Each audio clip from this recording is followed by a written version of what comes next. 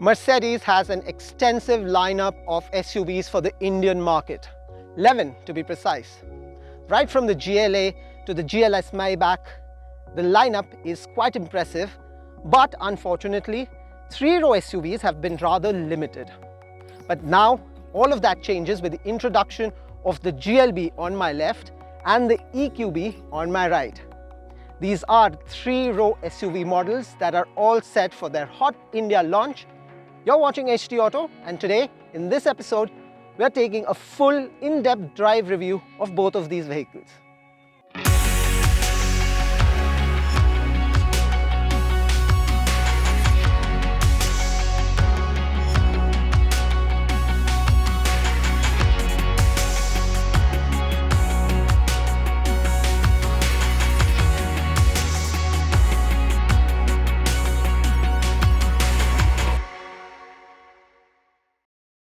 In terms of powertrain, the GLB and the EQB may be as different as day and night, but in terms of their dimensions, they are absolutely identical. In terms of their visual highlights and appearance as well, there are many similarities with some not so subtle differences. Starting with how the car's front bonnet looks. This one, the GLB, has a front bonnet that's very aggressive, and it's sort of taken a cue from the GLS. The power domes on this car are also adding to its muscular appearance. There is that muscular appearance on the EQB as well, courtesy the same power domes on the bonnet, but the front grille design is much like the electric offerings, the other electric offerings from Mercedes, so it's a closed front grille on this particular model. There is also a stretched out light just above that closed grille. The headlight design between the two cars are slightly different, and so are the DRL designs on both these cars. The EQB stands on 18-inch alloy wheels while the GLB stands on 19-inch alloy wheels. This one is the AMG line, of course, so it gets AMG specific alloy design. Other than this, the side profile is largely similar, with similar window size, a clean belt line. Roof rails on both the cars have been done with an aluminium finish. There is just a little bit of chrome element on the underside door body and on the window lines. And the square wheel arches further underline the SUV visual credentials of both these vehicles. Over at the rear, both the GLB and the EQB get split dual taillight designs, but the design themselves are slightly different. The most prominent feature highlight of the EQB in terms of its rear visual element is the stretched out LED light treatment on the trunk. The Mercedes logo at the rear also doubles up as the rear view camera. Move over to the GLB. The rear spoiler on the top of the trunk are also identical to look at. On long journeys, cargo space is obviously important, but on the GLB and the EQB, you'll either have to choose between your luggage or the third row passengers, because all three rows up, there is hardly any boot space left for your luggage. Fold the last row and there is generous 700 liters of boot space. And if there are only two people inside the car, then the second row seats can also be folded down for a mammoth 1680 liters of cargo space. Now, the biggest USP of the GLB and the EQB are the third row seats. Now, how easy is it really to get into that last row? The second row seats have a pull function, slides all the way forward to create a sort of an opening for you to enter. This seat doesn't tumble down, so, well, the space is limited, but let me try. Now, once you do get yourself in, you can always pull this seat back on your own, and so that the passenger on the second row is also relatively comfortable, I will push it to its max position, and surprisingly, there is decent amount of space, at least more space than I thought there would be in the final row. You're of course seating with your knees quite up. It's a bench type seating, wouldn't complain on that count, but perhaps you can notice that I am sweating. So I will try to look for the air vents, which, well, unfortunately there aren't any for the third row passengers. I think that's a big miss.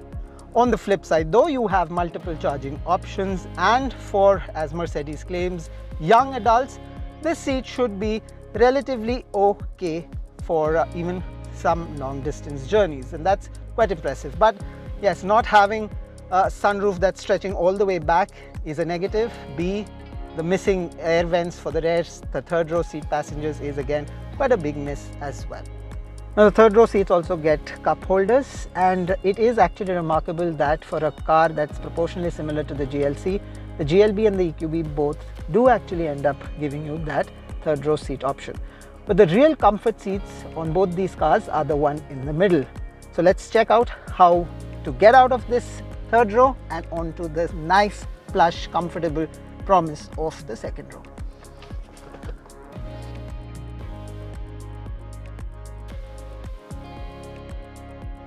Even though there is that versatility of that third row, the second row seats are so much more better.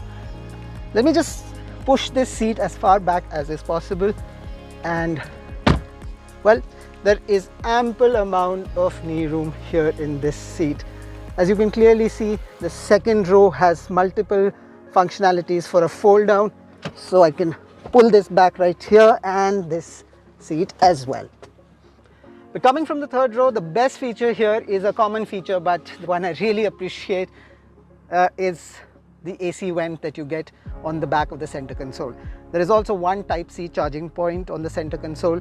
Hardly any floor hump. This is the GLB. Of course, on the EQB there is no floor hump whatsoever. There is an armrest here. It's got cup holders as well. The sunroof extends over your head. The window size behind me is nice and large, quite generous, and it is a spacious cabin. Now, because this is the 220D AMG line, you get these black colored sport seats on this car with very nice vivid red stitching. On the other 200 and 220D, you get comfort seats, which are, well, we've experienced them. They're far more comfortable than these seats, because these seats, while they do provide a rigid structure, are a little too hard, at least for my personal preference. The same thing is on the front seats as well. So while the side bolstering is good, the comfort, the cushioning level is a little too hard for my personal liking. In terms of feature list, Mercedes, GLB and the EQB come pretty well kitted.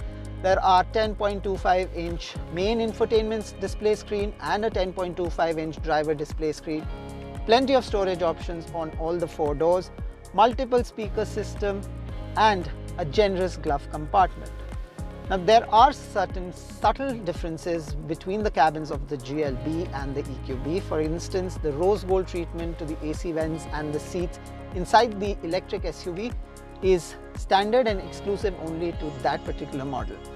On the GLB, you get 3 upholstery color and material options, including the Napa leather on the AMG line that we're sitting in currently.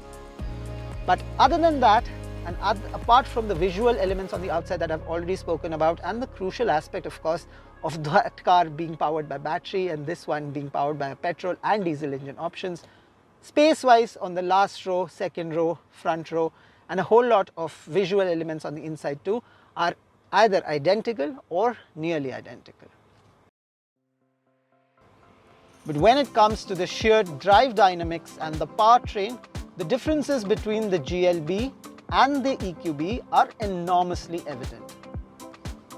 The GLB that we are driving in this review is powered by the diesel motor, and it is the 220D AMG line.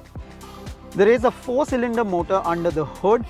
On the GLB 200 it produces around 163 HP, but on this particular 220D and 220D AMG line there is 190 HP on offer.